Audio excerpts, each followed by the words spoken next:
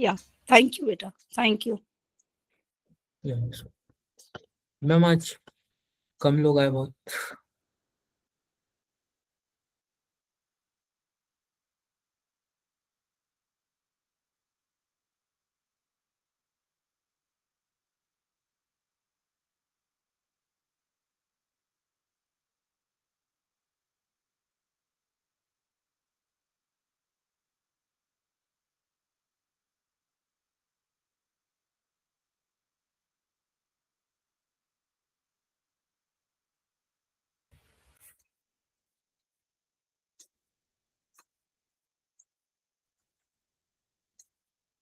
Good evening बच्चों। आज हम गुड लोग इवनिंग सर। Good evening. आज हम लोग पहले दिन का होमवर्क और दूसरे दिन का होमवर्क डिस्कस करेंगे। उसके पहले कुछ प्रॉब्लम्स डे 2 के जो छूट गए थे वो आज कंप्लीट कर लेंगे।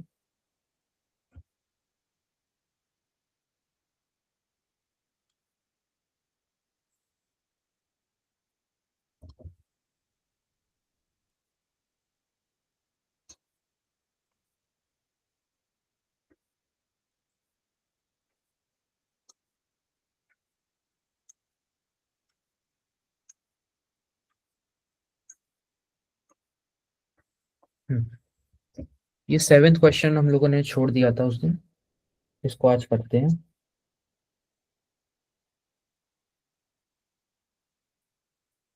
इसमें क्वेश्चन कहता है कि एक कॉटेज इंडस्ट्री है जिसमें जो कॉस्ट ऑफ प्रोडक्शन है हर एक टॉय का वो है 55 माइनस जो उस दिन नंबर ऑफ टॉयज प्रोड्यूस्ड हुए कंपनी में।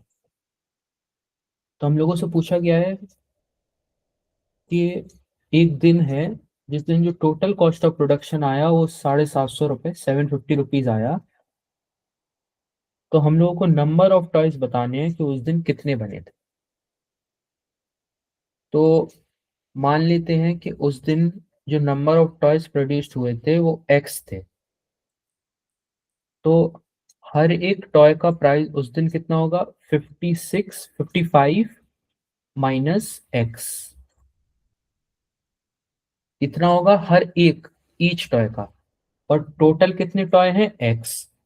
तो टोटल प्राइस कितना होगा? X into 55 minus x. और ये हम लोगों को 750 दे रखा है। बस हम लोगों की क्वाड्रेटिक इक्वेशंस बन गई। अब इसको सॉल्व करना है। X square minus 55 x plus 55 x plus 750।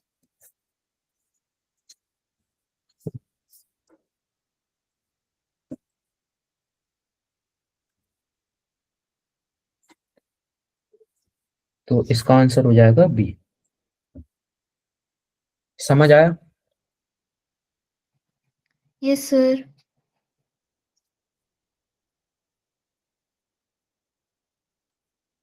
Limit आता है तुम लोगों को? हाँ जी सर। ये वाला क्वेश्चन एक बार ट्राई करो, 8th वाला। ठीक है सर, अभी करती हूँ।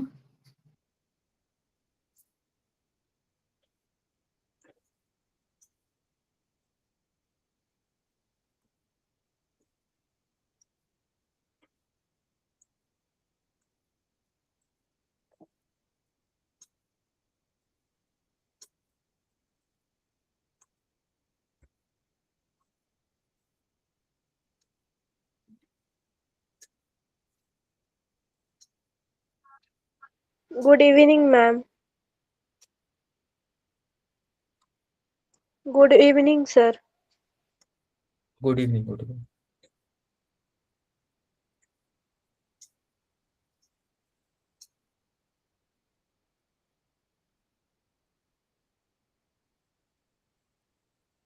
तो इस क्वेश्चन को देखते हैं लिमिट के। इसमें सर पूछा गया है, मेरा आंसर 2 हाँ आ रहा है। Option B. ऑप्शन बी 3/2 है, बट मेरा 2 आ रहा है। अच्छा तो मैं बताता हूँ सॉल्व करके। तो इस क्वेश्चन के लिए अगर जैसे हम x को डायरेक्टली 1 लिखेंगे 1 इसके अंदर पुट कर देंगे इस एक्सप्रेशन के अंदर, तो 0/0 बन जाएगा। तो ये तो एक अनडिटर्मिनेट फॉर्म है। तो इसको और सिंप्लीफाई करेंगे, उसके लिए हम लोग आइडेंटिटी यूज करेंगे कि A cube minus B cube होता है A minus B into A square plus B square plus A B, और A square minus B square होता है A minus B into A plus B. अब इन दोनों को डिवाइड कर देंगे, तो आएगा X minus Y into X square plus X plus one divided by X minus one into X plus one, limit X tends to one. अब x-1 और x-1 कैंसिल हो जाएगा, क्या बचेगा x square plus X plus one divided by x plus one. अब इसमें x equal to 1 डालेंगे तो क्या आएगा 1 square plus 1 plus 1 divided by 1 plus 1, जो कि हो जाएगा 3/2। आंसर 3/2 आ रहा है ना? हाँ, ओ अच्छा, आ गया।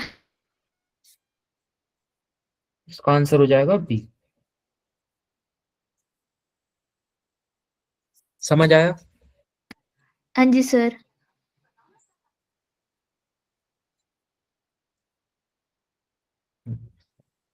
ये 9th क्वेश्चन कल मैं बता रहा था कि अगर जब तीनों लाइन पैरेलल हो जाती हैं,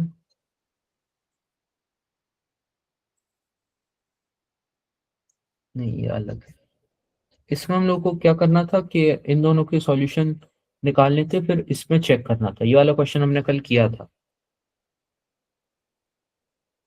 ये वाला क्वेश्चन कल छोड़ दिया था। इसमें पूछा गया है कि ये जो एक्सप्रेशन है इसको सिंप्लीफाई करना है हम लोग को।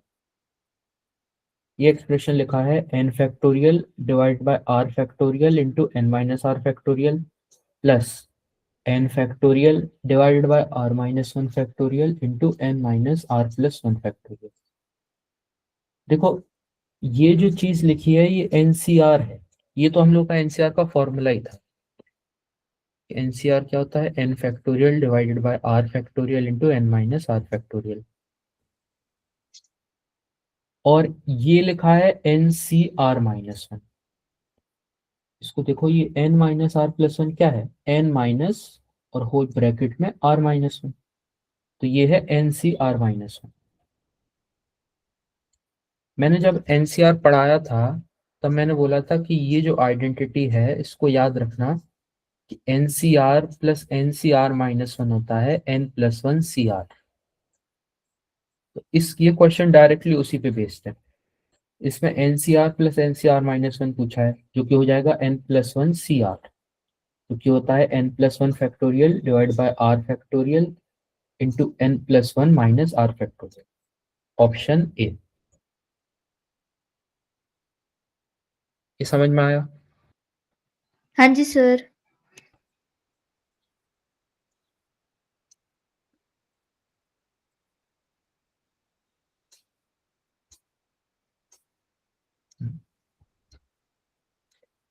ये वाला क्वेश्चन करते हैं 13।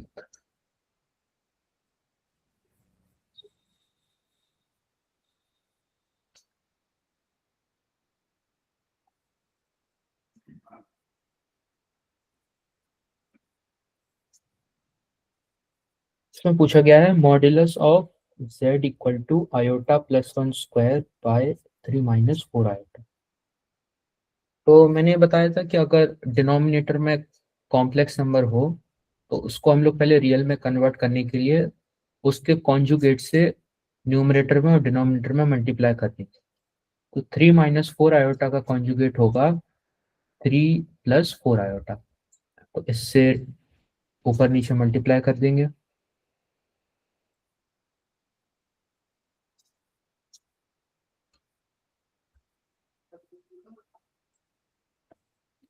जो कि आएगा आयोटा प्लस वन स्क्वायर।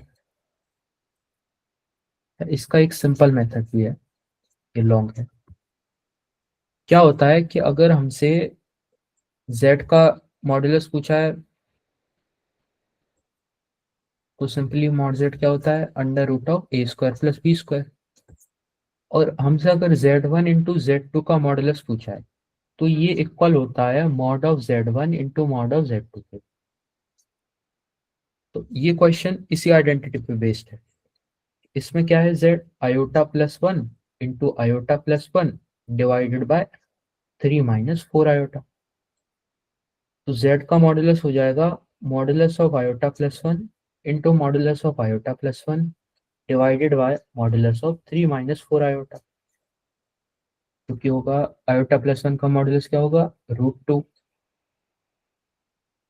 और 3 माइनस 4 आयोटा का 3 स्क्वायर प्लस 4 स्क्वायर का रूट मतलब 5। तो ये हो जाएगा 2/5। इसका आंसर आएगा ए। ये समझ आया? हाँ जी सर। सर 1 मिनट नोट कर रही थी।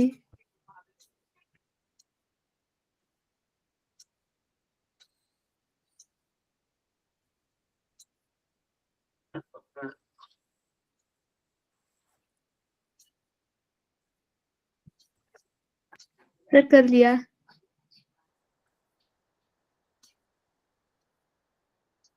ये वाला कल किया था, ये भी।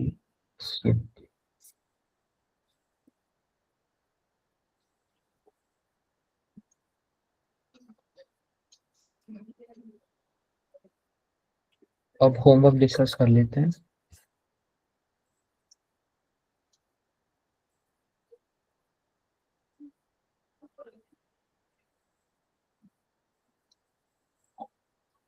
होमवर्क वाली शीट में कुछ क्वेश्चन रिपीटेड थे, बस इसमें कुछ वैल्यूज डिफरेंट थी ताकि प्रैक्टिस हो सके। पहला क्वेश्चन है कि यदि अल्फा और बीटा इस पर्टिकुलर इक्वेशन के रूट हैं तो alpha cube plus beta cube बताइए। ऐसे ही क्वेश्चन हम लोगों ने क्लास में भी किया था। इसमें यही वाली आइडेंटिटी यूज करनी है कि alpha cube plus beta cube को ये लिख सकते हैं। फिर alpha square plus beta square को alpha plus beta whole square minus 2 alpha beta लिख सकते हैं। -2 अल्फा बीटा और माइनस अल्फा बीटा हो जाएगा -3 अल्फा बीटा। इसके बाद बस इसमें वैल्यूज पुट करनी है, आंसर आ जाएगा। सेकंड क्वेश्चन, ये थोड़ा इंपॉर्टेंट है।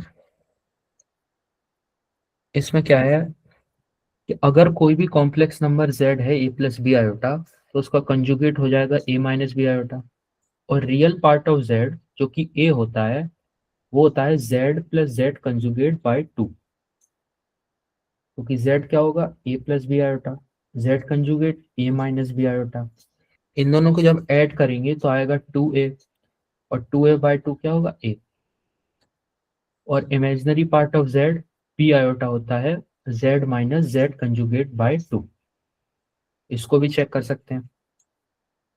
तो अब हमसे क्वेश्चन पूछ रहा है कि Z square plus Z conjugate square बताइए, और जेड है 1 माइनस आयोटा। तो इसके लिए क्या करेंगे हम लोग, Z square plus Z conjugate square मतलब 2 into real part of Z square. तो हम लोग को रियल पार्ट चाहिए जेड स्क्वायर का। तो हम लोगों को z पता है 1 माइनस आयोटा, जेड स्क्वायर निकालेंगे जो कि आएगा a square plus B square minus 2ab। Iota square -1 होता है तो ये -2 आयोटा बचेगा। तो अब z आया z आया माइनस जेड स्क्वायर आया -2 आयोटा। ये क्या है 0 -2 आयोटा, तो इसका रियल पार्ट क्या है 0। तो 2 इंटू 0 0। इसका आंसर होगा सी। समझ आया ये?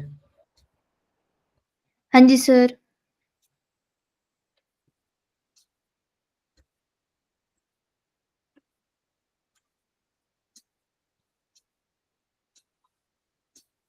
ये फिफ्थ क्वेश्चन में करेक्शन था, इसका सी ऑप्शन के equal to 3 into 2 plus minus √3 होगा।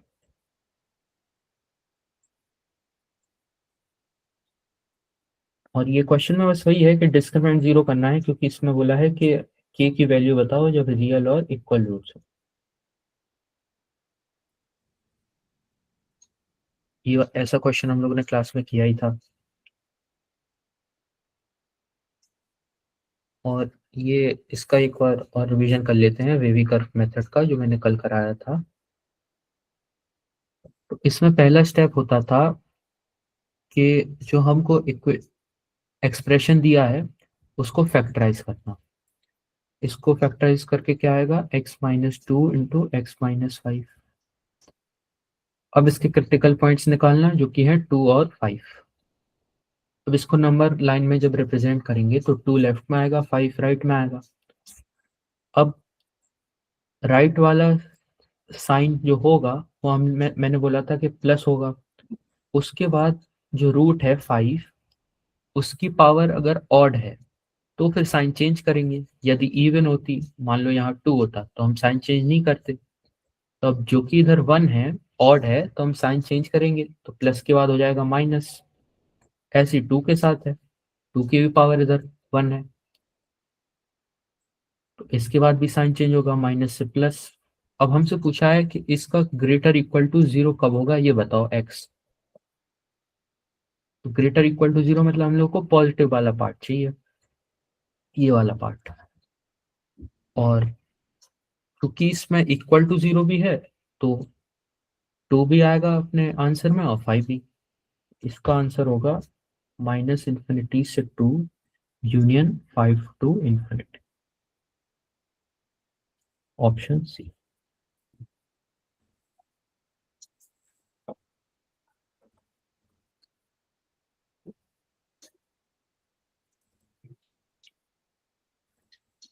हाँ, ये वाला ऐसा सिस्टम ऑफ इक्वेशन का सवाल हमने किया था क्लास में। इस क्वेश्चन में क्या है, पहली इक्वेशन है x plus Y equal to 5, दूसरी है 2x plus 2y equal to 10, जो कि x plus Y equal to 5 ही है। तीसरी वाली क्या है, 3x plus 3y equal to 15, वो भी यही है, x plus Y equal to 5। तो इसमें क्या है कि तीनों लाइन सेम हो गई, मतलब पहली लाइन ये है, दूसरी लाइन भी ये है, तीसरी लाइन भी ये है। इसका मतलब जो पॉइंट इसको सेटिस्फाई करेगा वो इसको भी करेगा, इसको भी करेगा, चाहे जौन सा पॉइंट ले। मतलब इसकी इन्फानाइटली मैनी सॉल्यूशन। और इसमें बोला है कि dependent with infinitely many solution. तो डिपेंडेंट और इंडिपेंडेंट का मतलब समझते हैं कि डिपेंडेंट मतलब जैसे मान लो x plus Y equal to 1 लिखा है और x plus Y equal to 2 लिखा है, 2x plus 2y equal to 2 और 3x plus 3y equal to 3। तो हम डिपेंडेंट का मतलब किसी भी दो को यूज करके हम तीसरी वाली लिख सकते हैं। तो इसमें जैसे पहली और दूसरी को ऐड कर दो तो तीसरी वाली आ जाएगी, 3x plus 3y equal to 3। ऐसी अगर तीसरी इक्वेशन और दूसरी इक्वेशन को सब्ट्रैक्ट कर दो तो क्या आ जाएगा, पहली इक्वेशन आ जाएगी। इसका मतलब होता है डिपेंडेंट। और अगर ऐसा नहीं हो रहा है तो मतलब वो तीनों इक्वेशन इंडिपेंडेंट।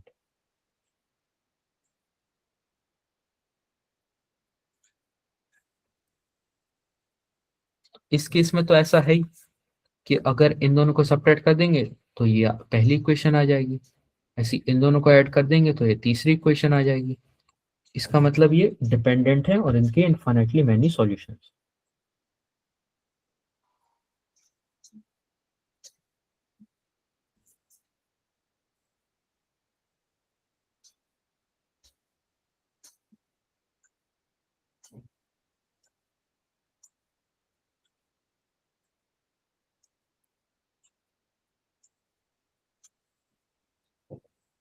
ये वाला क्वेश्चन देखते हैं।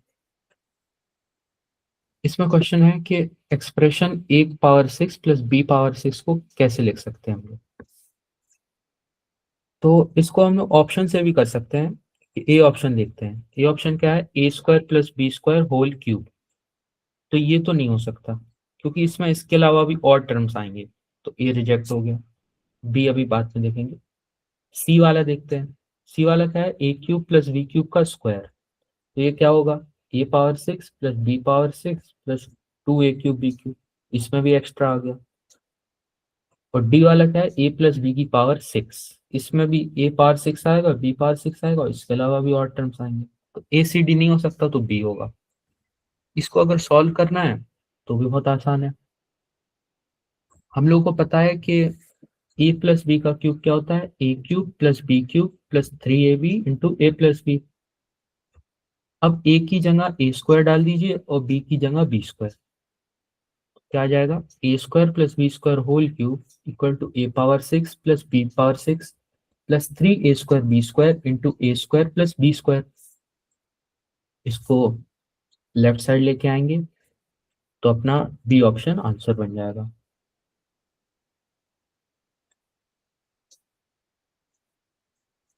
ये समझ में आया?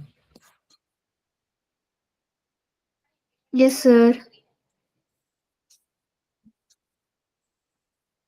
ऐसा क्वेश्चन हमने कल किया था 8th वाले जैसा।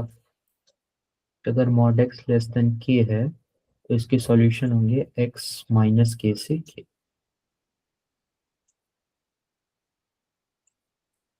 9th वाला भी किया था, 10th वाला अलग है बहुत। इसको करते हैं।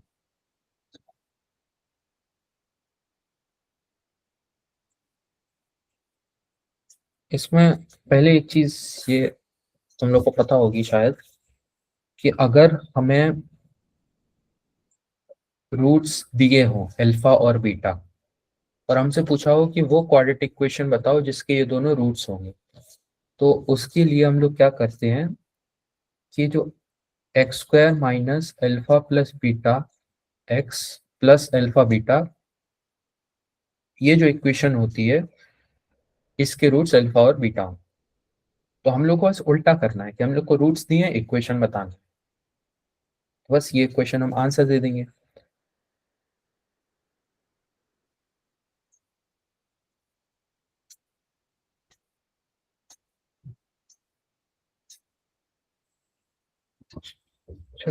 ये अरिथमेटिक मीन हम लोग डिफाइन करते हैं किन्हीं भी दो पॉजिटिव नंबर्स के बीच a प्लस बी बाय 2, और ज्योमेट्रिक मीन होता है अंडर रूट ए बी। ये बात ध्यान रखना कि ए एम जी एम या एच एम सिर्फ पॉजिटिव नंबर्स के लिए डिफाइन करते हैं, ग्रेटर देन 0 है जो। तो अरिथमेटिक मीन होगा a plus B by 2, geometric mean होगा अंडर रूट ए बी, और जो हार्मोनिक मीन होगा वो होगा 2/1/a प्लस 1/b। इसको सिंप्लीफाई कर सकते हैं हम लोग, तो ये होगा 2/a plus B divided by A B, हो जाएगा 2ab/a प्लस बी। अब क्वेश्चन पढ़ते हैं। क्वेश्चन में दिया है कि if the arithmetic mean of two positive numbers exceeds their geometric mean by 2, मतलब अरिथमेटिक मीन है जो वो बड़ा है किससे, ज्योमेट्रिक मीन से। कितना बड़ा है, 2 बड़ा है। तो ये एक इक्वेशन ये आ गई अपने पास।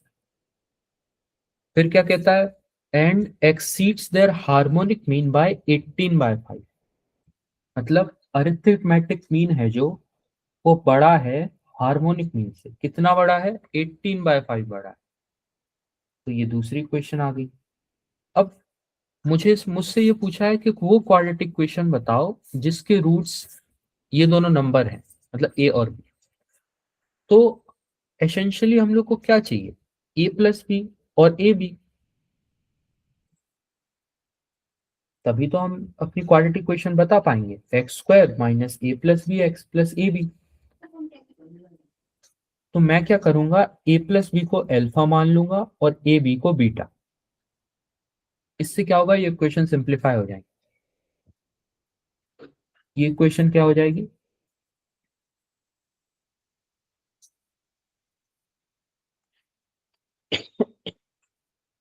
तेजस बेटा कुछ कह रहे थे?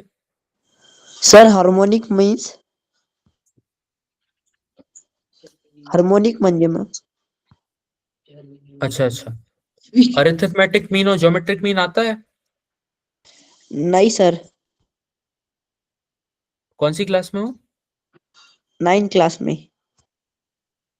9th में? ये क्लास बेटा 10th और 11th वाली है। ओके भैया, सॉरी।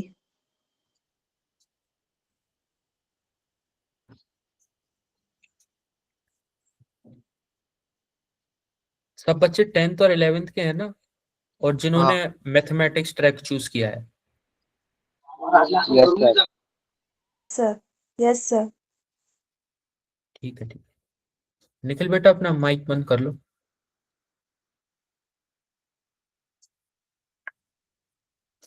हाँ, तो मैंने क्या बोला कि मैं a प्लस बी को अल्फा मान लूंगा और ए बी को बीटा। अब इस इक्वेशन को देखते हैं, ये क्या बन जाएगी? Alpha by 2 equal to under root beta plus 2। और ये दूसरी इक्वेशन क्या बन जाएगी? Alpha by 2 equal to 2 beta divided by alpha plus 18/5। अब इसको सॉल्व करते हैं।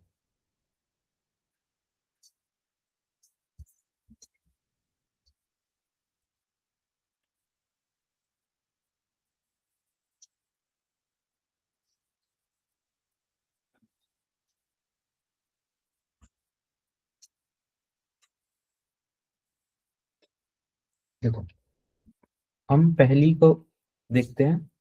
हम लोग क्या करेंगे? Alpha by 2 minus 2 whole square equal to beta. इससे पहला इक्वेशन सिंप्लीफाई हो गया। अब ये जो बीटा की वैल्यू आई इसको हम 2 में पुट कर देंगे, तो क्या बन जाएगा? Alpha by 2 equal to 2 by alpha into alpha by 2 minus 2 का होल स्क्वायर प्लस 18/5। और सिंप्लीफाई करते हैं।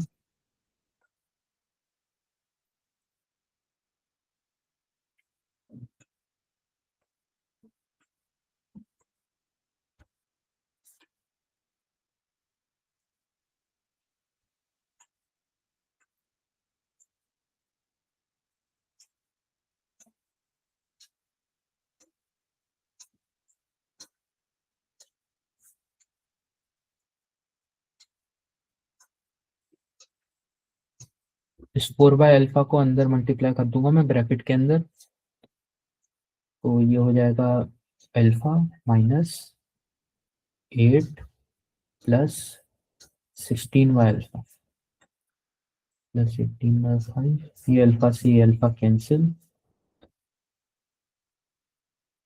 हाँ, लेफ्ट हैंड साइड 8 को ले आऊंगा और 18/5 हो जाएगा माइनस 18/5 इक्वल टू 16/अल्फा।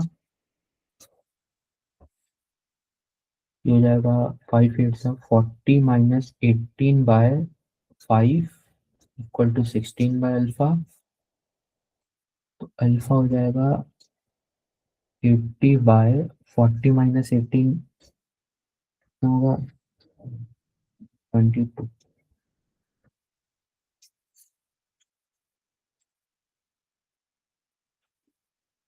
अल्फा कहीं मिस्टेक हुई है।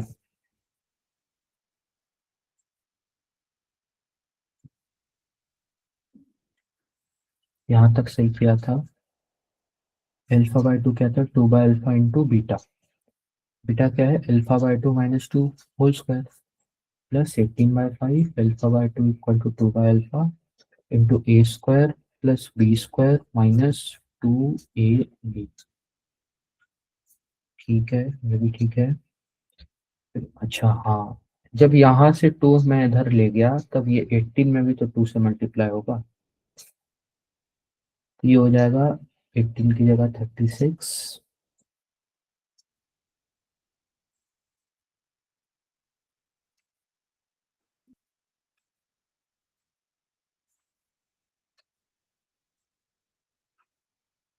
तो ये हो जाएगा 80 16 5 80 डिवाइड बाय 40 माइनस 36 मतलब 4। अल्फा हो जाएगा 20। और यहाँ से बीटा क्या निकाला था? अल्फा बाय 2 माइनस 2 का होल स्क्वायर। अल्फा क्या आया? 20 बाय 2 10 10 माइनस 2 8 8 का स्क्वायर 64। तो बीटा क्या हो जाएगा? 64। तो अब हम लोग के पास सम ऑफ रूट्स अल्फा 20 है और प्रोडक्ट ऑफ रूट्स बीटा 64। तो इसकी क्वाड्रेटिक इक्वेशन क्या हो जाएगी? X square minus sum of roots 20x plus product of roots 64 equal to 0। तो ऑप्शन बी।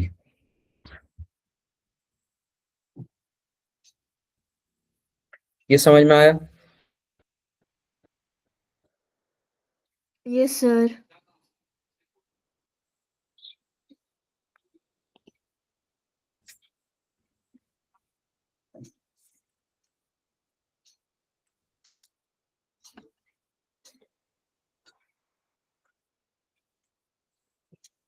दूसरे दिन की होमवर्क शीट डिस्कस कर लेते हैं। इसका पहला क्वेश्चन भी रूट्स का ही है, ये हम लोग बहुत बार कर चुके हैं। ये वाला भी डिस्क्रिमिनेंट जीरो वाला है, टू इक्वल रियल रूट्स। तीसरा भी है alpha cube plus beta cube वाला। इसी तरह का क्वेश्चन हम लोग ने पिछली क्लास में किया था, फोर्थ वाले जैसा। उसमें 1 minus omega plus omega power 4 था। इसमें क्या है, 1 minus omega plus omega square whole cube. तो मैंने बोला था कि क्यूब रूट ऑफ यूनिटी में एक तो ये चीज काम आती है और ओमेगा क्यूब 1 होता है, ये चीज काम आती है। तो बस इसको यूज करके 1 प्लस ओमेगा स्क्वायर को माइनस ओमेगा लिख देंगे, तो ये हो जाएगा -2 omega whole cube equal to -8 omega cube. Omega cube 1 होता है, तो इसका आंसर हो जाएगा -8। Fifth question. हाँ, फिफ्थ क्वेश्चन में क्या है कि हम लोग को यूज करना है कि आयोटा की पावर 4 1 होता है। तो इसको सिंप्लीफाई करने के लिए पहले मैं इसमें से आयोटा की पावर 104 कॉमन ले लूंगा। तो इधर बचेगा 1 plus iota square plus iota cube. अब आयोटा स्क्वायर क्या होता है, -1। तो -1 प्लस 1 कैंसिल हो जाएगा। और आयोटा क्यूब क्या होता है, माइनस आयोटा। तो ये माइनस आयोटा और प्लस आयोटा कैंसिल हो जाएगा, तो ये पूरा हो जाएगा 0। और 0 इंटू आयोटा का पावर 104 भी 0 होगा, तो आंसर होगा डी। ये समझ में आया? हाँ जी सर।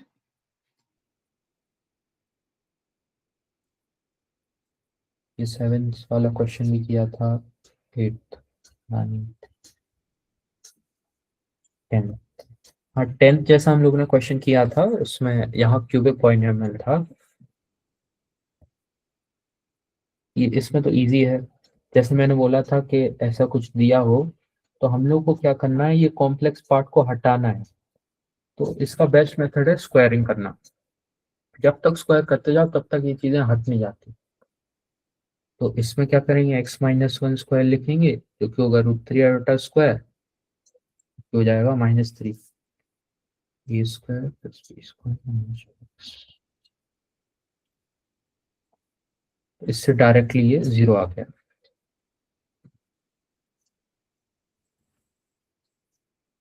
तो बच्चों आज हम दूसरा chapter sequence and series start करेंगे। इसका बेसिक्स पहले सुमित सर ने थोड़ा पढ़ा दिया होगा, एपीजीपी। अच्छा, सुमित सर ने एचपी पढ़ाई है, harmonic progression progression. Sir harmonic progression ही पढ़ाई थी। अच्छा अच्छा, मैं बताता हूँ। सीक्वेंस एंड सीरीज में सीक्वेंसेस का मतलब होता है कि जैसे कोई भी मैं नंबर्स लिख दूं ऐसे लाइन से, 1 2 3 4 5, और इसमें कोई भी जो अगला टर्म है वो मैं बता पाऊं पिछले टर्म से देख के, किसी तरह का रिलेशन हो इनमें कि +1 हो या +2 ऐसा, या मल्टीप्लिकेशन से आ रहा हो ऐसा हो, तो उन सीक्वेंसेस को हम सीक्वेंसेस कहते हैं। और जो सीरीज का मतलब होता है कि जब ये कॉमा की जगह हम प्लस कर देते हैं। सीरीज मतलब 1 + 2 + 3 + 4 + 5, ऐसी 2 + 4 + 6 + 8 + 10, इसका मतलब सीरीज होता है।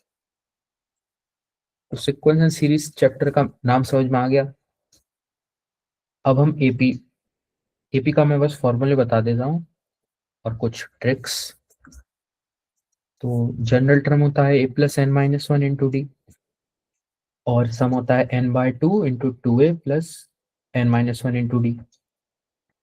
टर्म्स कैसे होते हैं, ए प्लस डी, ए प्लस टू डी, ए प्लस थ्री डी, ऐसे सो ऑन। और अगर इसको मैं T1 बोलूँ, इसको T2, इसको T3, तो T2 माइनस T1 ऐसे T3 minus T2, consecutive terms का डिफरेंस सेम होता है, जिसको हम कॉमन डिफरेंस बोलते हैं। इसकी ये एक शॉर्ट ट्रिक, कुछ फॉर्मूले हैं ये याद रखते हैं, बताता हूँ। पहला फॉर्मूला है कि मान लो हमको कोई अल्फा टर्म दिया है एपी का, टी अल्फा, और बीटा टर्म दिया है टी बीटा। तो और हमसे बस इतना पूछा है कि कॉमन डिफरेंस बताइए। तो अब यूजुअली क्या करते हैं हम लोग कि इसको ऐसे लिखेंगे, T alpha equal to A plus alpha minus one into D, और T beta equal to A plus beta minus one into D. फिर इन दोनों इक्वेशन को सॉल्व करेंगे, जो बहुत लेंदी हो जाता है। इसका एक सिंपल उपाय है कि जो कॉमन डिफरेंस होगा वो होगा T beta minus T alpha divided by beta minus alpha.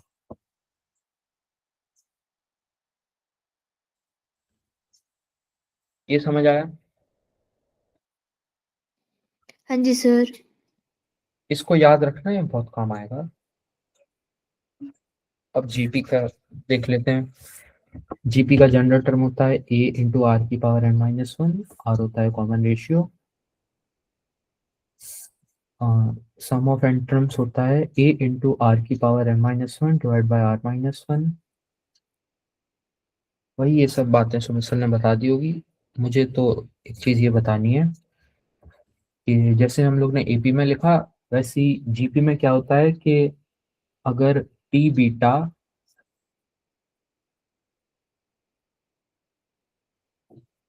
और टी अल्फा दे रखा है, तो जो T beta divided bye T alpha होता है आर की पावर बीटा माइनस अल्फा। ऐसे ही हम लोग से क्वेश्चन में बस कॉमन रेशियो पूछा है, तो T beta by T alpha की power one upon beta minus alpha, ये आंसर दे देंगे हम लोग।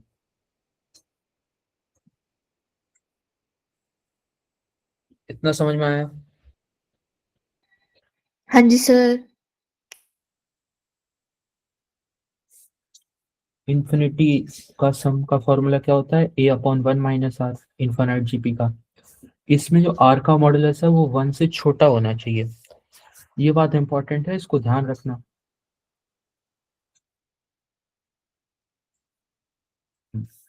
आर कभी वन नहीं हो सकता, आर वन होगा तो डिनोमिनेटर जीरो हो जाएगा। आर इक्वल टू वन के केस में क्या होता है कि ये जीपी है, A R square, R equal to one में सारे टर्म ए हो जाएंगे। अगर हम इसमें एस इन्फिनिटी देखें तो वो क्या होगा, इन्फिनिटी इंटू ए, जो कि कुछ अनडिफाइंड, हम लोग नहीं जानते। अगर एन टर्म्स का सम पूछा जाए तो होगा एन इंटू ए, जब आर इक्वल टू वन होगा।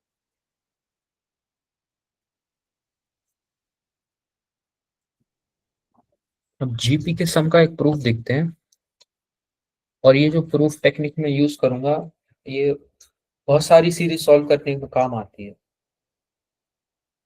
इसमें हम लोग को एस एन का फॉर्मूला निकालना है।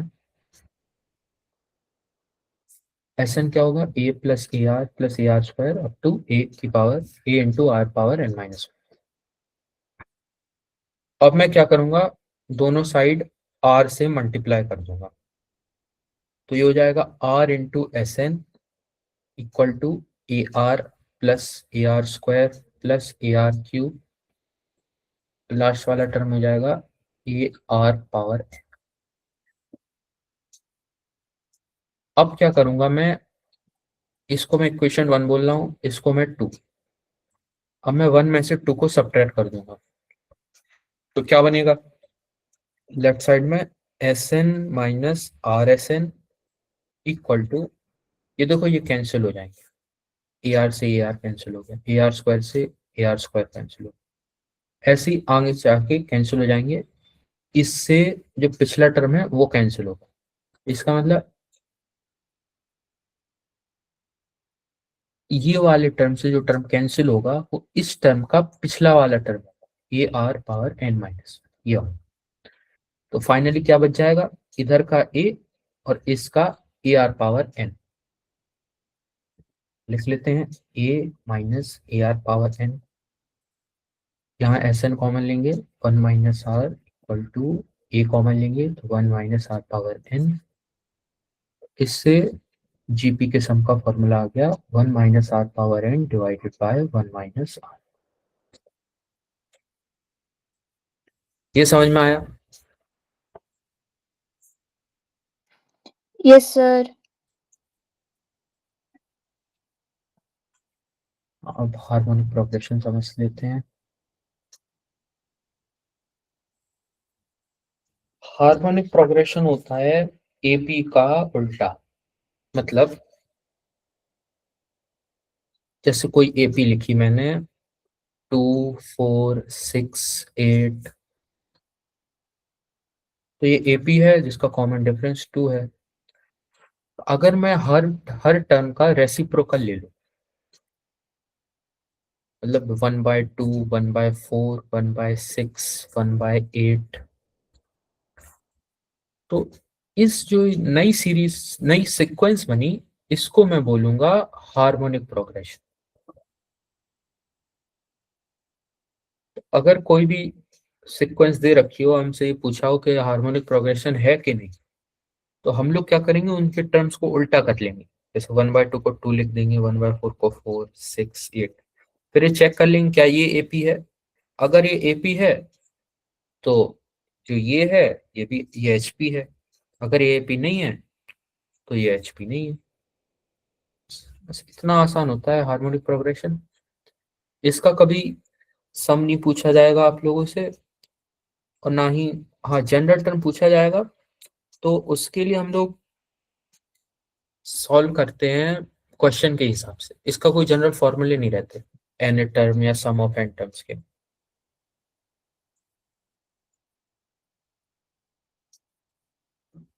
कितना समझ में आया? Yes sir.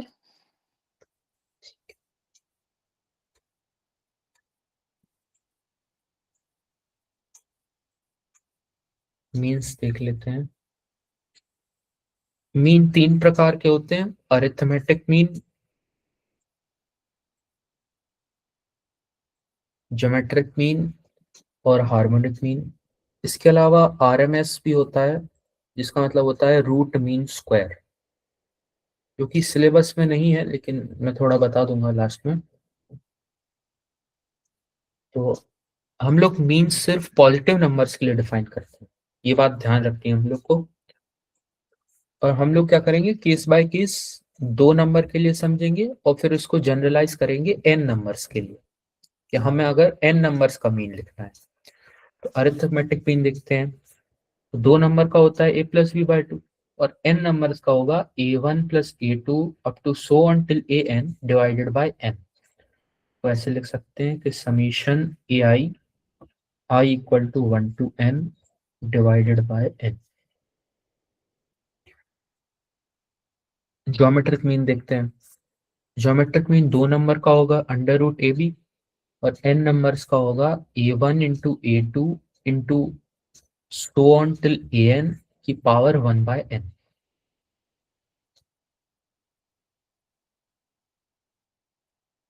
अच्छा, जैसे ये समेशन का मतलब एडिशन होता है, वैसे ही एक होता है पाई, कैपिटल पाई। जो अपन पाई लिखते हैं 22/7, वो स्मॉल पाई होता है, ये होता है कैपिटल पाई। इसका मतलब होता है प्रोडक्ट। अगर इसको ऐसा लिखा है i इक्वल टू 1 से n ए आई, तो इसका मतलब होता है a1 into a2 into a3 up to so until a।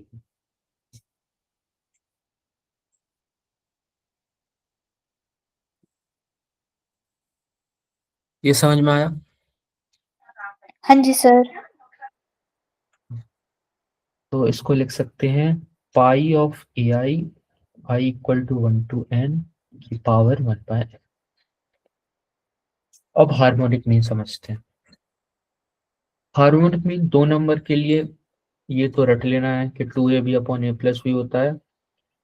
इसका सिंप्लीफाइड वर्जन है 2/1/a प्लस 1/b। ये भी वैसे ही है, उल्टा है am का। इसमें हम लोगों ने क्या किया, a की जगह 1/a लिख दिया और b की जगह 1/b लिख दिया और इसको भी उल्टा कर दिया। और n टर्म्स के लिए क्या हो जाएगा, 1/1/a1 1/a2 plus 1/a3 up to so on till 1/an, numerator में m।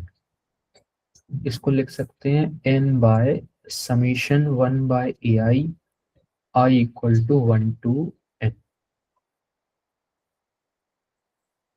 ये समझ में आया? हाँ जी sir.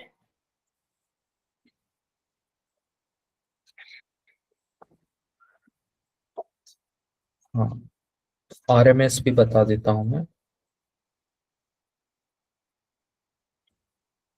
Root mean square RMS।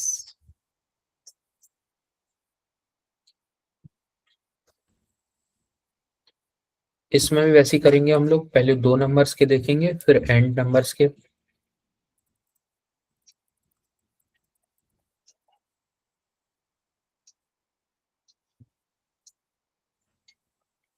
इसको हम लोग को डेफिनेशन के हिसाब से देख, मान लो 2 नंबर हैं ए बी, दोनों पॉजिटिव हैं। इसमें क्या करेंगे, पहले हम पीछे से स्टार्ट करेंगे, स्क्वायर करेंगे नंबर्स का, ए स्क्वायर और बी स्क्वायर। फिर मीन लेंगे इनका, कौन सा मीन लेंगे, अरिथमेटिक मीन लेंगे, A square plus B square by 2। फिर क्या लगाएंगे, इस पर रूट लगा देंगे, तो root of A square plus B square by 2। ये जो होता है इसको कहते हैं RMS या root mean square of 2 numbers. ऐसे n नंबर्स के लिए हो जाएगा root of a1 square plus a2 square up to so on till an square by n। पहले स्क्वायर कर लिया सब नंबर्स का, फिर उसका अरिथमेटिक मीन ले लिया, फिर उस पर रूट लगा दिया। ये समझ में आया? हाँ जी सर।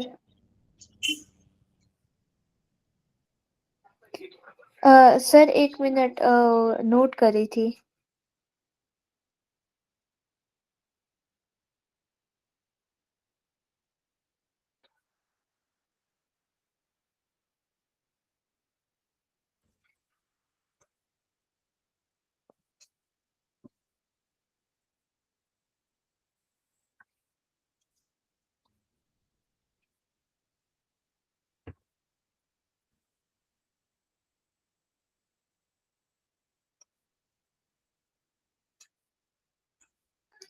हाँ जी सर, नोट कर लिया।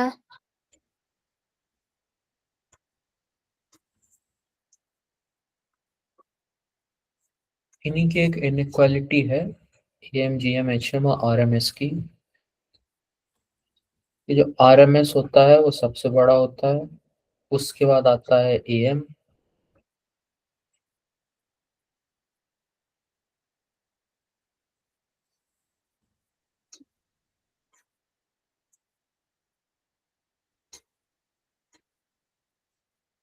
सानिया बेटा क्या हो गया?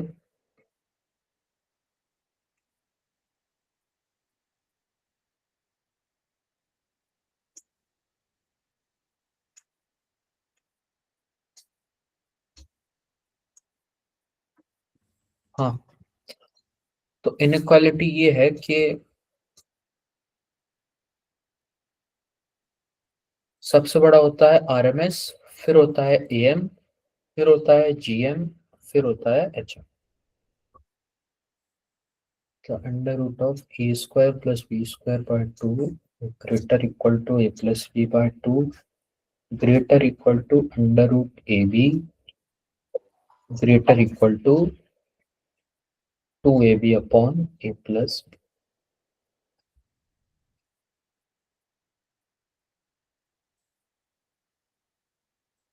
इसके अच्छे क्वेश्चंस बनते हैं, जैसे कि हमसे पूछ लिया कि x प्लस 1/x बताओ किससे हमेशा बड़ा रहेगा, मतलब इसकी मिनिमम वैल्यू क्या है। तो इसके लिए हम लोग क्या करेंगे कि ए को लेंगे x, b को लेंगे 1/x, इस पर हम इक्वालिटी लगा लेंगे am greater equal to gm। x plus 1/x divided by 2 is greater equal to under root of x into 1/x। ये हो जाएगा 1 और ये 2 इधर हो जाएगा राइट साइड में। तो इधर से क्या आया कि x प्लस 1/x हमेशा 2 से बड़ा है। ये बात ध्यान रखना कि a और b हमेशा पॉजिटिव होंगे ये इनइक्वालिटीज यूज करने के लिए। तो क्वेश्चन में दिया रहेगा कि फॉर ऑल x पॉजिटिव।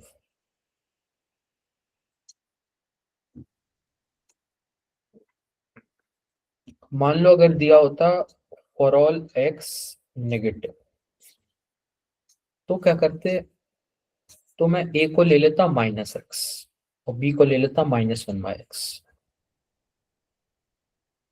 इससे क्या होता कि -x भी पॉजिटिव हो जाता, -1/x पॉजिटिव हो जाता। इसमें भी इनइक्वालिटी लगा सकते हैं, -x -1/x/2 greater equal to under root -x into -1/x। इससे आता कि x प्लस 1/x हमेशा बड़ा होगा -2 से। तो इससे देखो हम लोग ने ये चीज देखी कि अगर x पॉजिटिव है तो ऐसा है, अगर x नेगेटिव है तो ऐसा है, और x इक्वल टू 0 के लिए तो ये डिफाइन ही नहीं है, क्योंकि 1/x x इक्वल टू 0 के लिए डिफाइन नहीं है। तो इससे इसेंशियली हम लोग ने x प्लस 1/x की रेंज निकाल दी कि जो x प्लस 1/x है वो हमेशा 2 से बड़ा है,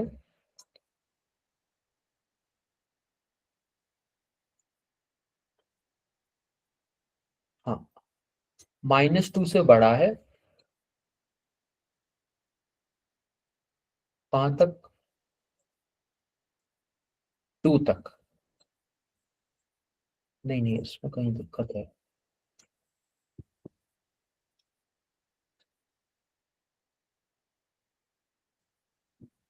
अच्छा हाँ, जब x नेगेटिव है तब x प्लस 1/x -2 से लेके -इंफिनिटी तक जाएगा, और जब x पॉजिटिव है तब x प्लस 1/x जाएगा 2 से लेके इंफिनिटी तक। यहाँ पर ये गलती हो गई हम लोगों से कि जब यहाँ से हम लोगों ने ये लिखा तब क्या किया कि ये साइन चेंज नहीं किया। यहाँ -x plus 1/x/2 greater equal to 1 में जब मैं दोनों साइड माइनस से मल्टीप्लाई करूंगा तो ये साइन चेंज हो जाएगा।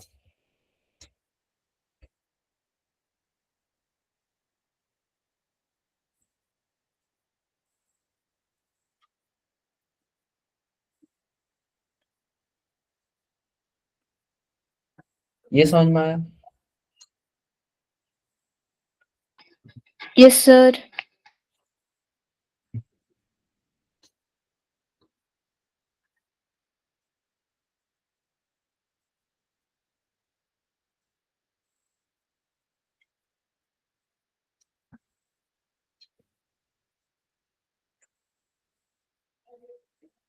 थोड़ा समीशन के बारे में भी डिस्कस कर लेते हैं। समीशन का सिंबल होता है सिग्मा, और जैसे यहाँ लिखा है कि सिग्मा i इक्वल टू 1 से 4, इसका मतलब होता है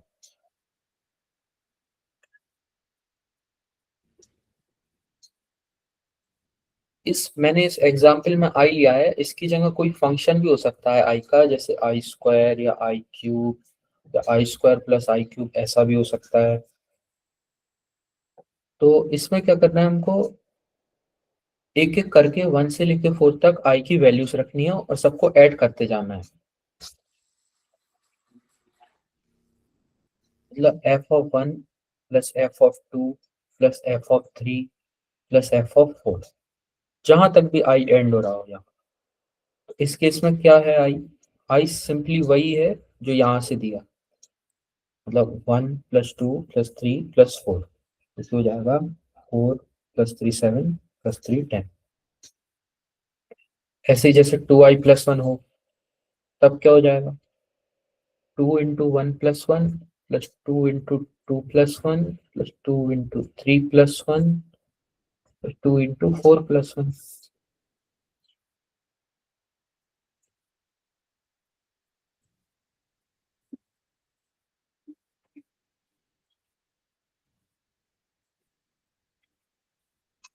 और ये समेशन की ये प्रॉपर्टीज होती हैं, समेशन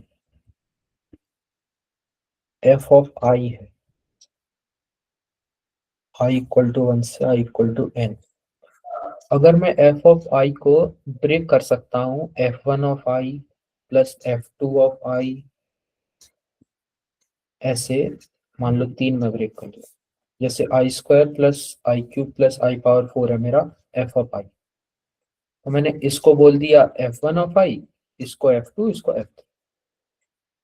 तो मैं इस समीशन को स्प्लिट कर सकता हूँ, मतलब समीशन एफ ऑफ आई होगा summation f1 of I plus summation f2 of I plus summation f3 of आई।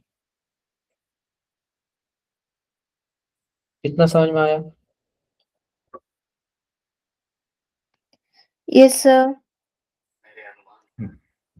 और अगर जैसे summation k into F of I है तो मैं इसको लिख सकता हूँ k into summation of F of I, मतलब अगर कोई कांस्टेंट टर्म है, मतलब k ऐसा होना चाहिए जो डिपेंड नहीं होना चाहिए आई, k कोई नंबर हो सकता है या कोई भी ऐसी चीज जो आई पे डिपेंड ना कर रही है, कोई एक वेरिएबल हो जाए ए बी कुछ भी। इसका सिंपल सा है कि क्या होगा k into F of 1 plus k into F of 2 n तक।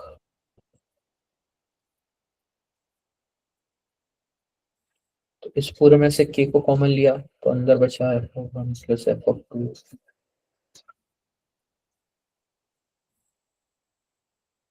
ये क्या है k into summation of F of आई।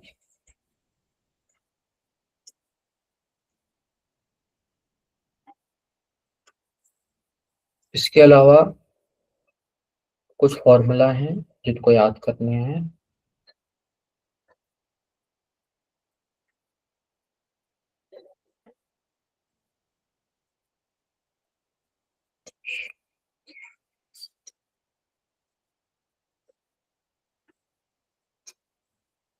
पहला फॉर्मूला है कि 1 plus 2 plus 3 up to so on till n, ये क्या होता है n into n plus 1 bye.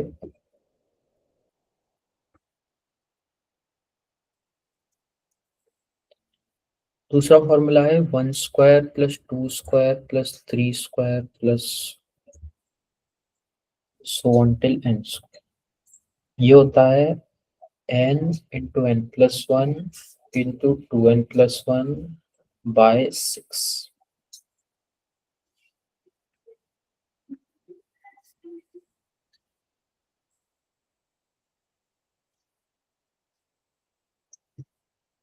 और तीसरा है कि 1 cube plus 2 cube plus 3 cube to so on till n cube, ये होता है n into n plus 1 by 2 का होल स्क्वायर।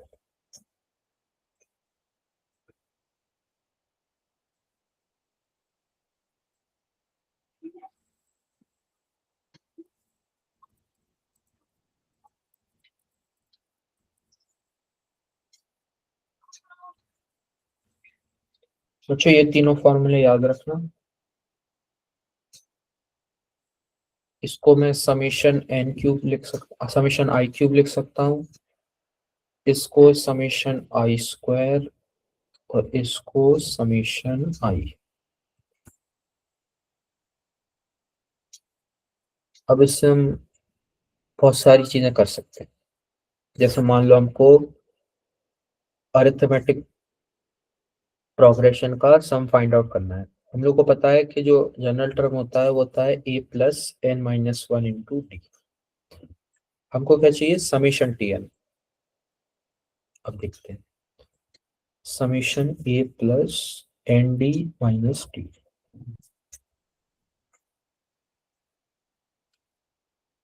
और मैंने बोला था कि इसको स्प्लिट कर सकते हैं, sum plus summation a minus D plus summation N D.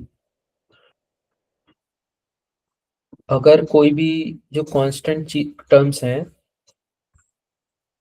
उसको हम लोग बाहर ला सकते हैं समेशन के, तो ये हो जाएगा a minus D into summation I equal to one to N plus D into summation I equal to one to N.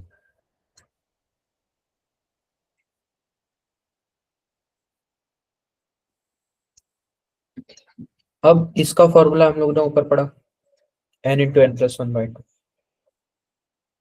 और ये क्या है? सिंपली वन कितनी बार? n टाइम्स, मतलब वन प्लस वन कितनी बार? n टाइम्स, जो कि होगा n। तो ये हो जाएगा a minus D into N plus D into N plus one by two. अब इसमें से n कॉमन ले लीजिए, बचेगा a minus D plus D N by two plus D by two. One by two common ले लीजिए,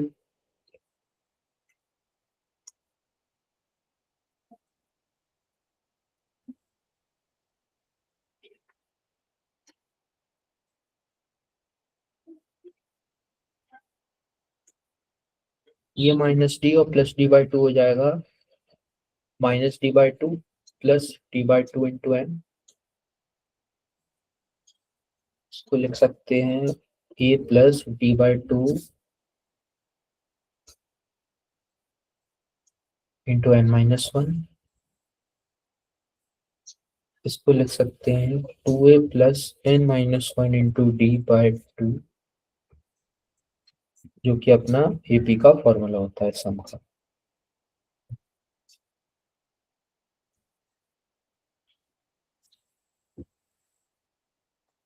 मतलब इन तीनों फॉर्मूला को याद रखना, ये बहुत काम आता है। इधर तक समझ में आया?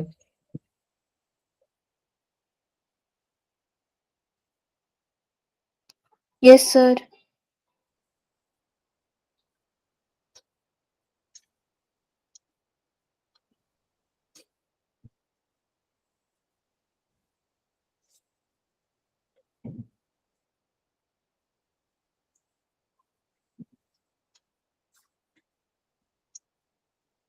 सीक्वेंशियल सीरीज के क्वेश्चन करते हैं।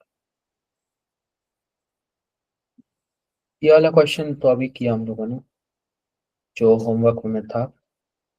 इसमें वही डेटा 18/5 और 2। बस उसमें ये पूछा था कि क्वाड्रेटिक क्वेश्चन बताइए जिसके रूट्स ये दो नंबर हैं, टू पॉजिटिव नंबर्स। इसमें बस सम पूछा है, ये और आसान है उससे। दूसरा क्वेश्चन है, एक ज्योमेट्रिक प्रोग्रेशन है जिसके सम ऑफ फर्स्ट एन टर्म्स दे रखे हैं Sn इक्वल टू 5 इंटू 4 की पावर n माइनस वन। इसका दूसरा टर्म बताइए।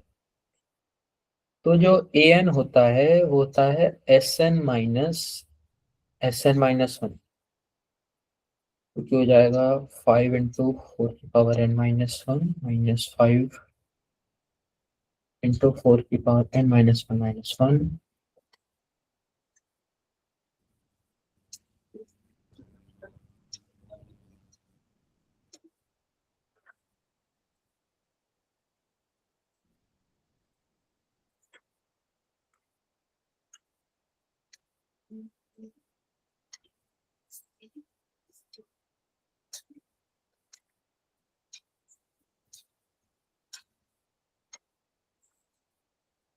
Tn आ गया 15 इंटू 4⁻n-1। हम लोग से T2 पूछा है, n को 2 रखिए, आएगा 15 into 4⁻1 equal to 60। Option C. ये समझ में आया?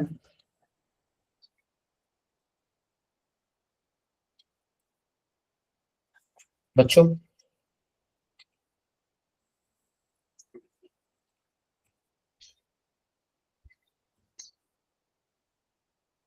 आवाज आ रही है मेरी? हाँ जी सर। ये क्वेश्चन समझ में आया? हाँ जी सर।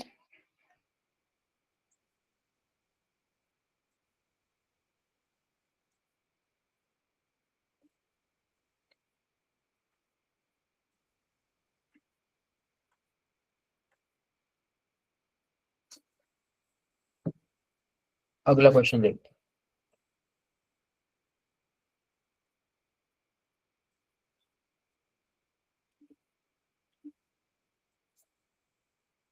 ये वाला हार्मोनिक प्रोग्रेशन का है, इसको ध्यान से सुनना। इसमें पूछा है कि nth टर्म बताइए इस हार्मोनिक प्रोग्रेशन का, defined by the sequence this. तो हम लोग पहले चेक करेंगे कि यह हार्मोनिक प्रोग्रेशन है कि नहीं। तो मैंने क्या बोला था कि सारे टर्म्स को उल्टा कर लीजिए। 1/5 का 5, 10, 15, 20। अब चेक करिए कि ये एपी है। तो इसमें 10 - 5 5, 15 - 10 5, 20 - 15 ये भी 5। ये कॉमन डिफरेंस आ रहा है डी 5, मतलब ये एपी है। अब इसका जनरल टर्म हम लोग डिफाइन करेंगे। इस जो एपी है इसका जो जनरल टर्म होगा उसका 1/, मतलब रेसिप्रोकल। इस एपी का अगर हमको फर्स्ट टर्म और कॉमन डिफरेंस पता है तो इसकी जो हार्मोनिक प्रोग्रेशन बनेगी उसका जनरल टर्म होगा 1/a + n-1 इंटू डी। तो इस एपी का फर्स्ट टर्म क्या है? 5 और कॉमन डिफरेंस भी 5 है। तो जनरल टर्म एचपी का क्या बनेगा? 5 + n-1 इंटू 5, मतलब 1/5 + 5n-5, -5 से +5 कैंसिल, ये हो जाएगा 1/5। Option B. ये समझ में आया? हाँ जी सर। फोर्थ क्वेश्चन देखते हैं। ये वाला अच्छा क्वेश्चन है। ऐसे मिलते जुलते बहुत सारे सवाल आ सकते हैं, जैसे इसमें 0.3 पूछा है, ऐसे 1 + 11 + 111, ऐसे 4, ऐसे सबका मेथड सेम ही रहेगा। इस 3 की जगह अगर 5 हो, 6 हो, कुछ भी, इसको अलग पेज में डिस्कस करते हैं।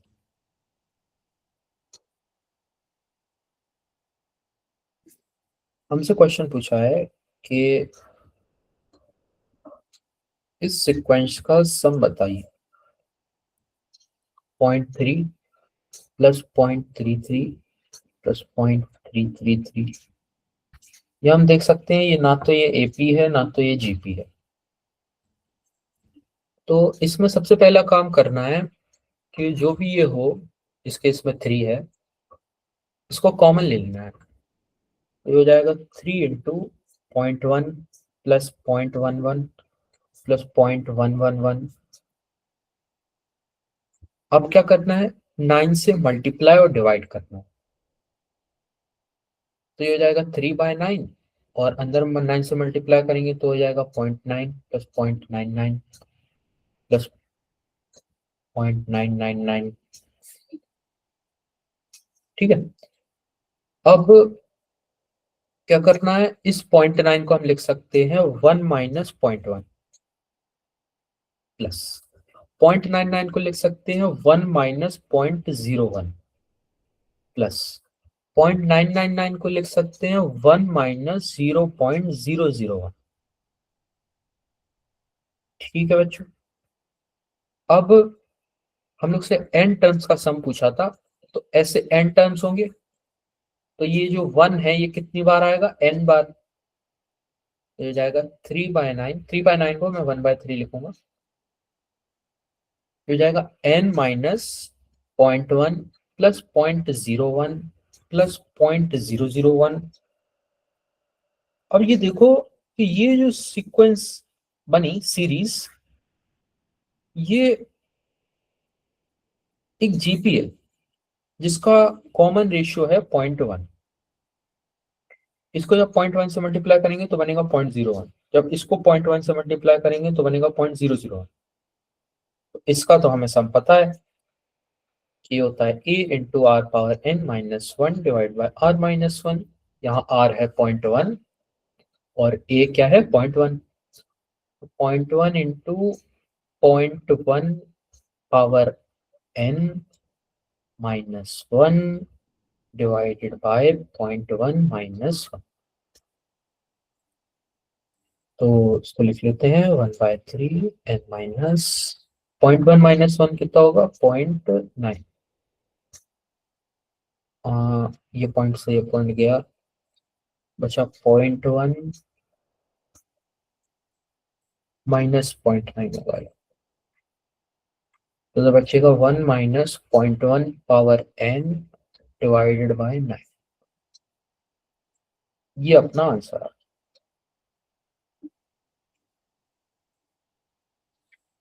इसको कॉपी कर लीजिए, ये काम आएगा बाद में भी। समझ में आया ये कैसे किया मैंने? हाँ जी सर।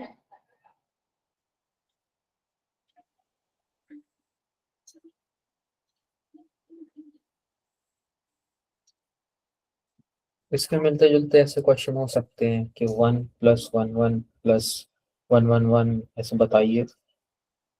तो इसमें क्या करना है, 11 को लिख लेना है 10 प्लस 1। नहीं, पहले हम लोगों ने क्या किया था, कॉमन ले लिया था ये 3 को। इस केस में, इस केस में है ही नहीं कुछ ऐसा 2 3 4 5 कुछ भी, इसमें 1 ही है। फिर क्या किया था हम लोग ने, 9 से मल्टीप्लाई डिवाइड किया था, तो हो जाएगा 9 प्लस 99 प्लस 999। फिर बस 9 को लिखेंगे 10 माइनस 1, 99 को लिखेंगे 100 माइनस 1, 999 को लिखेंगे 1000 माइनस 1।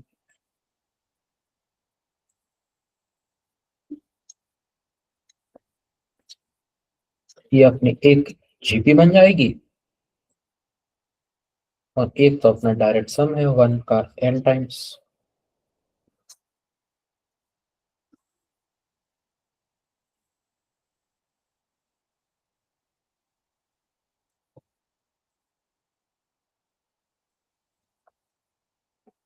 फिफ्थ क्वेश्चन देखते हैं। फिफ्थ क्वेश्चन कहता है कि tn दिया हुआ है 5 की power n minus 2 divide by 4n minus 3। इसका कॉमन रेशियो बताइए। कॉमन रेशियो क्या होता है, t of n plus 1 by tn।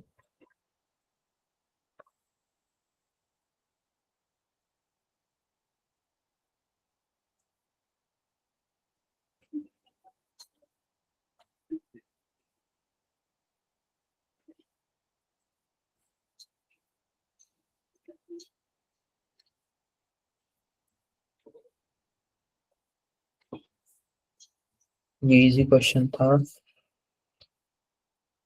हाँ, ये अच्छा क्वेश्चन है। ये ऐसे 10th क्लास में आते हैं रियल नंबर चैप्टर में। इसमें बोला गया है कि express the recurring decimal as a rational number p by q। इसके लिए हम क्या करेंगे कि कहेंगे a है जो हमको चाहिए p बाय q 2.5 बार। 2.5 बार का मतलब होता है कि 2.555 अप टू इंफिनिटी।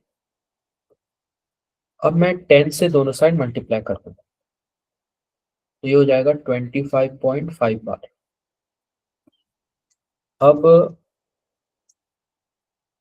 मैं करूंगा सेकंड इक्वेशन में से 1 को माइनस, तो क्या आएगा कि 10a minus a equal to 25.5 bar minus 2.5 bar. ये 0.5 बार से ये 0.5 बार कैंसिल हो जाएगा, क्या आएगा फिर क्या बचेगा 25 माइनस 2 यानी कि 23, और यहाँ क्या बचेगा 9 है, तो ए आ गया 23/9, ऑप्शन बी। ये समझ में आया बच्चों? हाँ जी सर। अगला क्वेश्चन देखते हैं।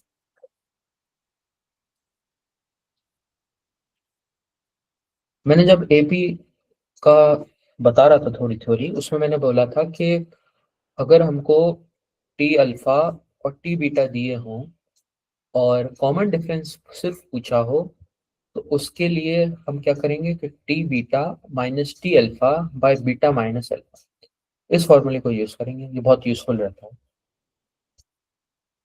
ये क्वेश्चन उसी पे बेस्ड है। इसमें 10th टर्म मतलब T10 25 दे रखा है, और 18th टर्म मतलब T18 41 दे रखा है। तो पहले हम लोग कॉमन डिफरेंस निकाल लेते हैं।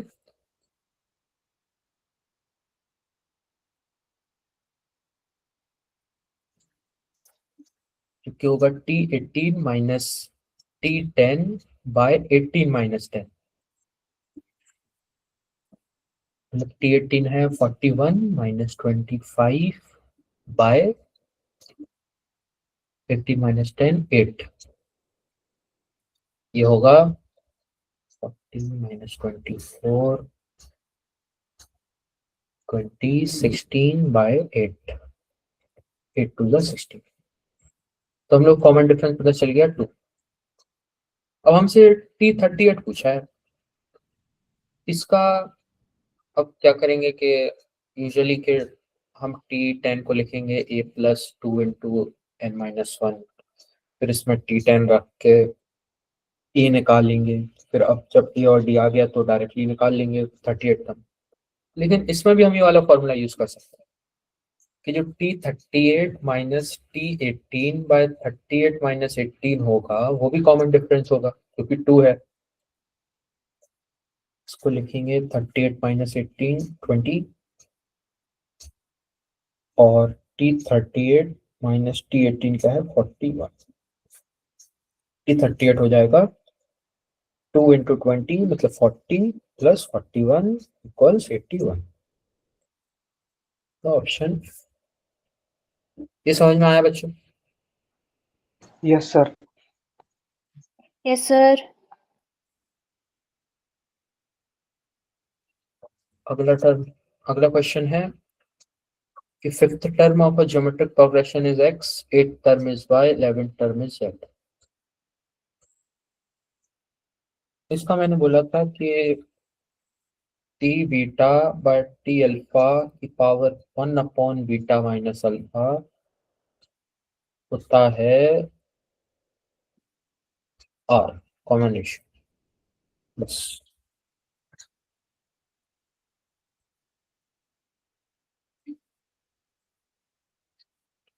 ज्ञानेश्वर बेटा क्या हो गया? सर जो क्वेश्चन है ना वो आप हिंदी में ट्रांसफर कर कर बताओ ना।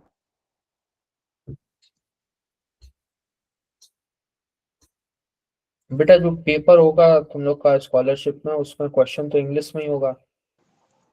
यस सर, पर हिंदी में हमारी लैंग्वेज मराठी है, इसलिए हिंदी में ट्रांसफर करके हम समझ में आता है, इसलिए।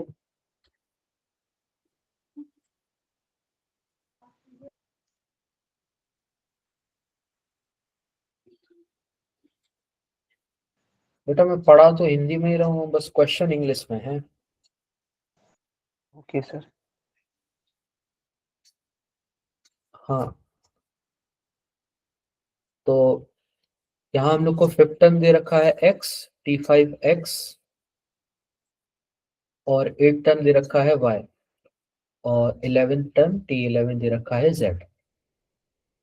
तो T11 बाई T8 और 1 बाय 11 माइनस 8 3, ये r होगा। ये इक्वल होगा T8 बाई T5 की पावर 1 बाय 8 माइनस 5 यानी कि 3 के। ठीक है, T11 है z बाय T8 है y इक्वल टू ये 1/3 से 1/3 चला जाएगा, T8y divided by T5x, the y square equal to xz, y equal to under root x। Option A.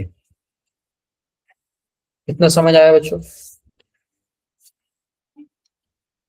Yes sir.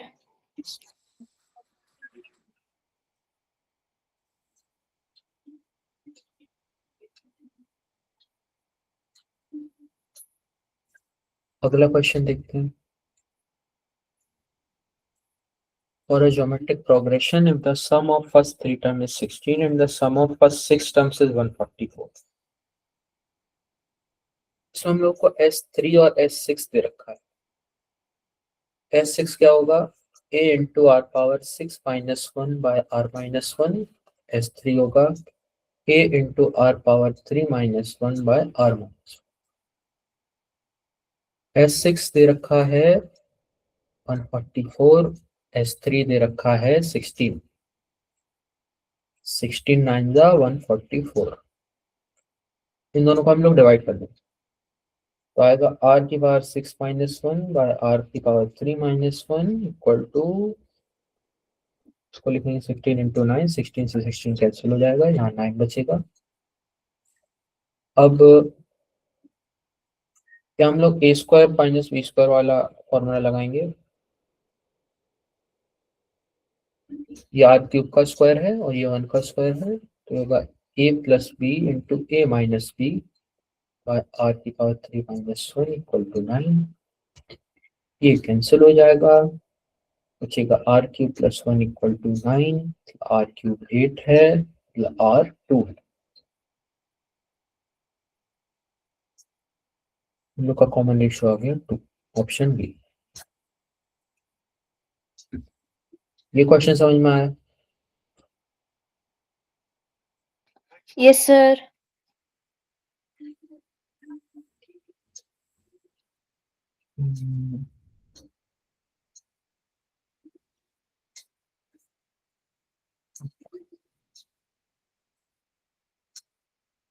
14 question देखते हैं।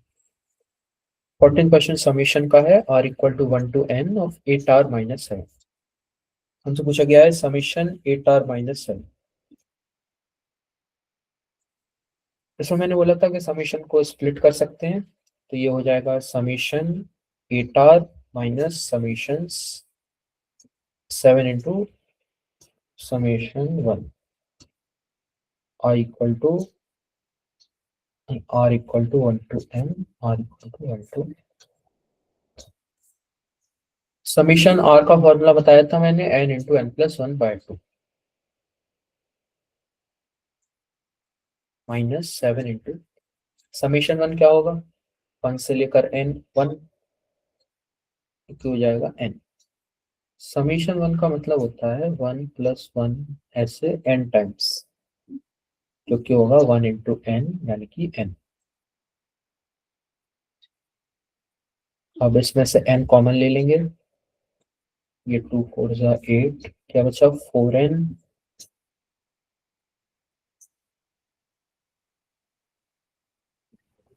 Plus 4 minus 7 equal to n into 4n minus 3 equal to 4n square minus 3, option B.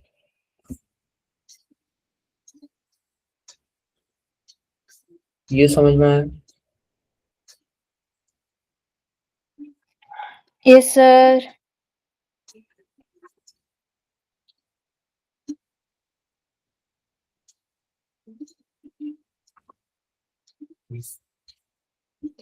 आज तुम लोग की दूसरी class है क्या 7:30 से?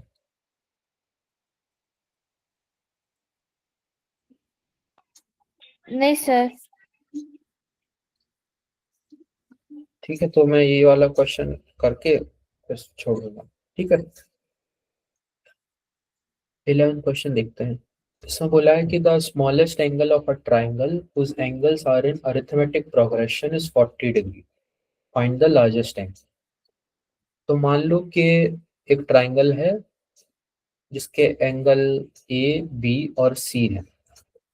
हम लोग को पता है कि a प्लस बी प्लस सी क्या होगा 180 डिग्री, और हम लोग ये मान सकते हैं कि a सबसे छोटा है, b उससे बड़ा है, c सबसे बड़ा है। अब हमसे बोला कि जो स्मॉलेस्ट एंगल है वो 40 डिग्री है, मतलब a 40 डिग्री है। इसको इसमें पुट करेंगे तो हमारे पास आएगा b plus C equal to 180 minus 40 140 degree.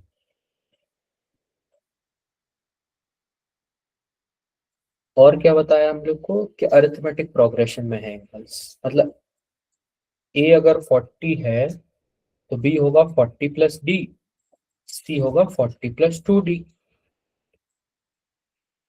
इसको इसमें पुट करते हैं तो आएगा 40 plus D plus 40 plus 2d equal to 140। हो जाएगा 3d equal to 140 minus 80 equal to 60, तो d हो जाएगा 60/3 20। जब d 20 हो गया तो b एंगल हो जाएगा 40 प्लस 20 60 डिग्री, और c हो जाएगा 40 प्लस 2 इंटू 20 80 डिग्री। हमसे पूछा गया है लार्जेस्ट एंगल c, जो कि है 80 डिग्री, तो इसका आंसर हो जाएगा c। ये समझ में आया? Yes sir. ठीक है, चलो बच्चों, बाकी इसमें एक दो क्वेश्चन रह गए हैं, वो हम लोग अगली क्लास में डिस्कस करेंगे, और आज की भी एक होमवर्क शीट मिलेगी जो अगली क्लास में डिस्कस करेंगे।